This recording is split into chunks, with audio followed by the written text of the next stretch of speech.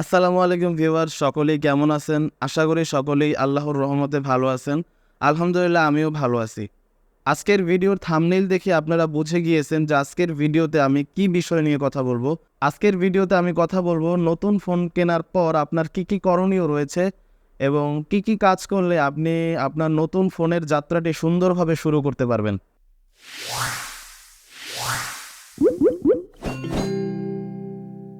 তো viewers, phone কেনার পর প্রথম যেই করণীয়টি রয়েছে, যেটি আমরা সকলেই করে থাকি, সেটি হচ্ছে ফোনের সাথে কাভার ইউজ করা। তবে আমরা এখানে একটি ভুল করে থাকি, সেটি হচ্ছে যে অনেক সময় ফোনের সাথে হেভি কাভার ইউজ করি, কিন্তু ফোনের সাথে হেভি কাভার ইউজ করা উচিত নয়, কারণ এর কারণে ফোন কিন্তু হিট হতে পারে।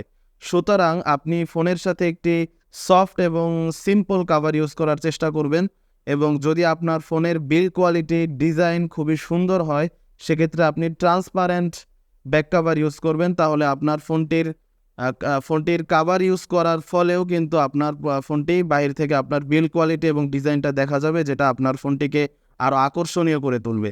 ফোন কেনার পর দ্বিতীয় করণীয় যেটা রয়েছে, সেটি হচ্ছে যে ফোনের সাথে একটি স্ক্রিন প্রোটেক্টর ব্যবহার করা। তবে এই ব্যাপারটি খুবই সিম্পল, যে সকলেই স্ক্রিন প্রোটেক্টর ব্যবহার করে থাকে, তবে অনেকেই স্ক্রিন প্রোটেক্টর ব্যবহারের ক্ষেত্রে ভুল করে থাকে। অর্থাৎ অনেকেই খুবই নর্মাল স্ক্রিন প্রোটেক্টর ব্যবহার করে। অনেকে দেখা গেছে যে দোকান থেকে ফোন কিনেছে, সেই দোকানদারই একটা স্ক্রিন প্রোটেক্টর অফার করে এবং সেটি তারা ইউজ করে।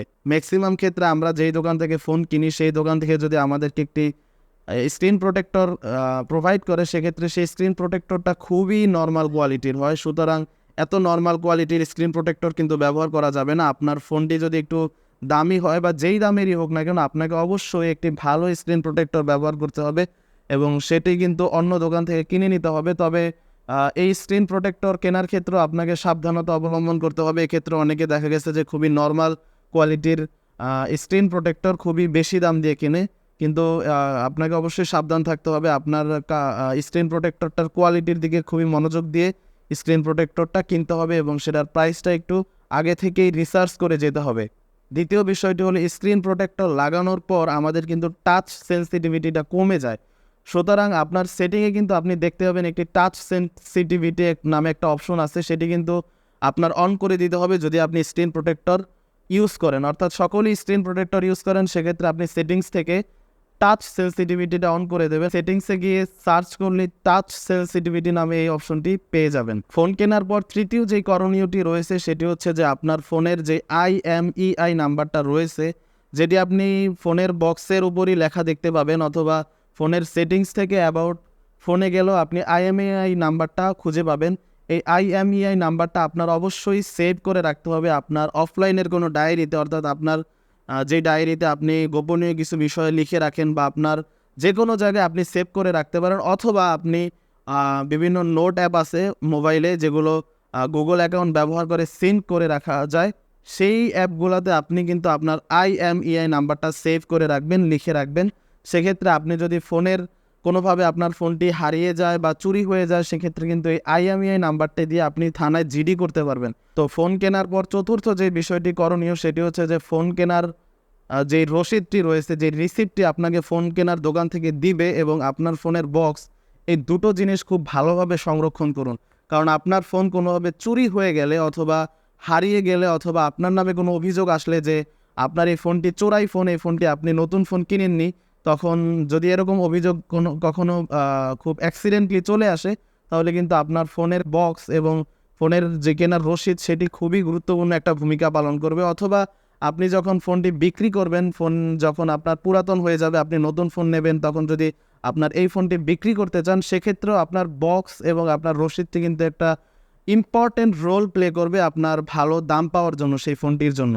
তো নতুন ফোন কেনার পর পঞ্চম যে বিষয়টি করণীয় রয়েছে, সেটি হচ্ছে ফোনের আননেসেসারি অ্যাপসগুলো ধরে ধরে ডিলিট করা। আমরা যখন নতুন ফোন কিনি, তখন ফোনে অনেক অ্যাপস থাকে, কিছু অ্যাপস থাকে যেগুলো আমাদের কোনো প্রয়োজনই নেই, বা যেই অ্যাপসগুলো আমরা ব্যবহার করি না, সেইগুলো কিন্তু ফোনে ডিফল্টভাবে দেওয়া থাকে। তো আপনার যেই অ্যাপসগুলো প্রয়োজন না, সেই অ্যাপসগুলো কিন্তু আপনি ধরে ধরে ডিলিট করে দেবেন।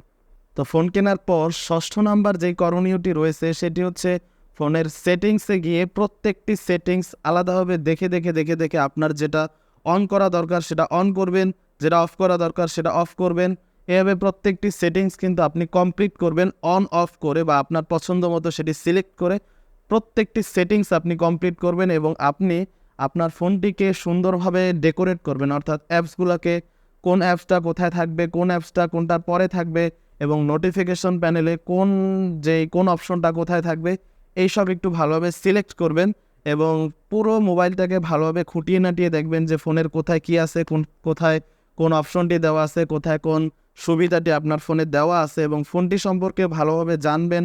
কারণ আপনার ফোনটি কিন্তু নতুন কিনেছেন, সকলেই জিজ্ঞেস করবে ভাই কী ফোন নিলেন, র্যাম কত, রোম কত, প্রসেসর কী, সেটার প্রসেসরের টাইপ কী, তারপর সেটার ডিসপ্লে কী, এসব কিন্তু জিজ্ঞেস করবে। সুতরাং আপনি আপনার ফোনটি সম্পর্কে সম্পূর্ণ একটা বেসিক ধারণা রাখবেন, যাতে কেউ প্রশ্ন করলে আপনি সেই ফোনটি সম্পর্কে বলতে পারেন। তো ভিউয়ার্স, আজকে এই পর্যন্তই। ভিডিওটি ভালো লেগে থাকলে ভিডিওতে একটি লাইক দিবেন এবং ভিডিওর নিচে একটি কমেন্ট করবেন এবং আপনার কোনো বন্ধুবান্ধব, আত্মীয় স্বজন যদি নতুন ফোন কিনে থাকে তাহলে তাকে এই ভিডিওটি শেয়ার করতে পারেন।